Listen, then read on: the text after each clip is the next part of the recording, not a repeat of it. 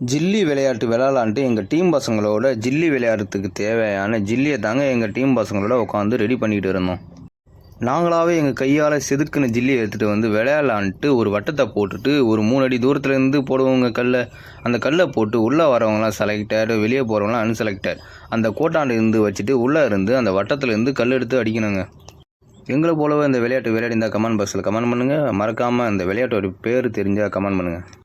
வட்டத்தாண்டை இருந்து 3 தப்படி அடித்து வச்சு அந்த இடத்துல அடிச்சுட்டு போயிட்டே இருக்கணும். அந்த இடத்துல விட்டுட்டிங்கன்னா அவன் கக்கே எடுப்பானுங்க.